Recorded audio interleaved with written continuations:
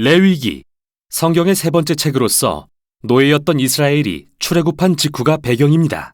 이때 하나님은 그들을 시내산 앞에 데려와 언약의 관계로 초대하시지만 그들은 금세 반역하여 언약을 깨뜨려 버리죠.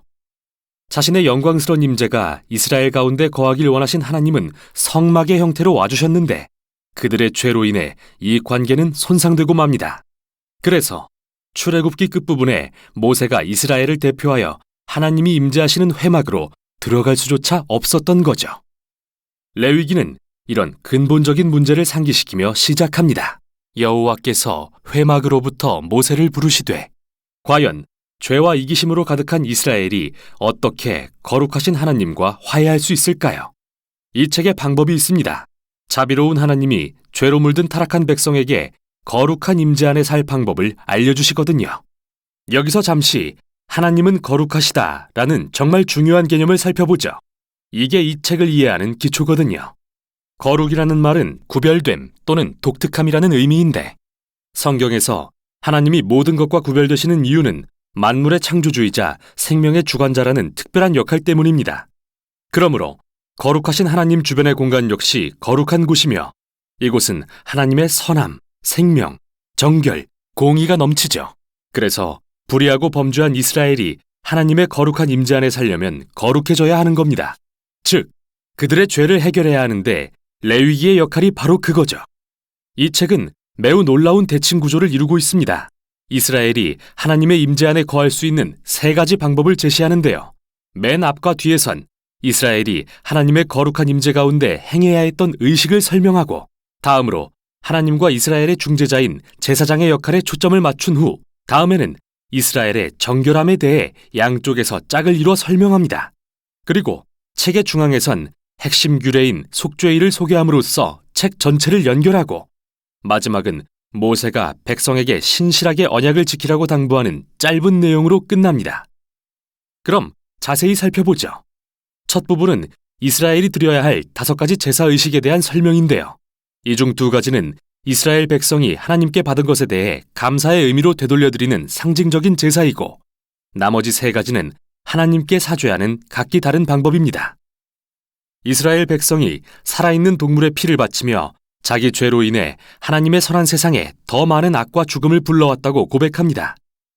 그러나 그를 멸하는 대신 용서하길 원하시는 하나님은 상징적으로 동물을 죽게 함으로써 인간을 속죄하십니다. 즉, 죄를 덮어주시는 거죠. 이스라엘 민족은 이러한 제사의식을 통해 하나님의 은혜와 공의, 그리고 악의 심각성과 결과를 항상 기억했던 겁니다. 의식에 대한 2번째 부분은 이스라엘의 7절기에 대한 건데요. 각 절기는 하나님께서 이집트 노예였던 이들을 어떻게 구하시고 광야로 이끌어 약속의 땅까지 인도하셨는지 이야기합니다. 이스라엘은 이 절기들을 정기적으로 기리며 자신들이 누구고 그들에게 하나님이 누구신지를 기억했습니다. 이제 이스라엘의 제사장에 대한 내용입니다. 아론과 그의 아들들이 처음으로 이스라엘을 대신해 하나님의 임재에 나아가도록 위임을 받고 맞은편에선 제사장이 갖춰야 할 자격에 대해 설명합니다. 제사장은 최고 수준의 도덕성과 의식적 거룩함을 요구받았는데 이는 그들이 하나님 앞에서는 백성을, 백성 앞에서는 하나님을 대표했기 때문이죠. 제사장의 거룩함이 왜 그리 중요한지 살펴보기 위해 앞부분 아론 가족의 위임식 직후로 돌아와 보겠습니다. 그의 2 아들은 하나님의 임재 가운데 지켜야 할 규례를 어긴 벌로 하나님의 거룩한 불에 삼켜 그 자리에서 죽고 마는데요. 하나님의 거룩한 임재 안에 사는 삶에 무시무시한 역설이 아닐 수 없습니다. 그의 거룩하심은 순전한 선이기에 이를 거역하고 모욕하는 자는 위험에 처하게 되기 때문이죠. 그래서 이토록 이스라엘의 제사장과 온 이스라엘 백성의 거룩함이 중요한 건데요. 다음 내용이 이에 대한 설명입니다. 11장부터 15장은 온 이스라엘 백성에게 요구되는 정결 의식을, 18장부터 20장은 도덕적 정결에 대해 설명합니다. 정함과 부정함의 개념에 대해 들여다보죠. 하나님은 거룩하시고 구별된 분이십니다. 그래서 그분의 임재로 들어가려면 이스라엘도 스스로를 거룩하게 해야 하는데 이를 깨끗하거나 정결한 상태라고 부릅니다. 반면 거룩하지 않으면 누구도 하나님의 임재에 접근할 수 없는데 이는 더럽거나 불결한 상태라고 합니다. 이스라엘 백성은 체액과 접촉하거나 피부병이 생기거나 곰팡이나 균을 만지거나 주검을 만짐으로써 부정해졌습니다.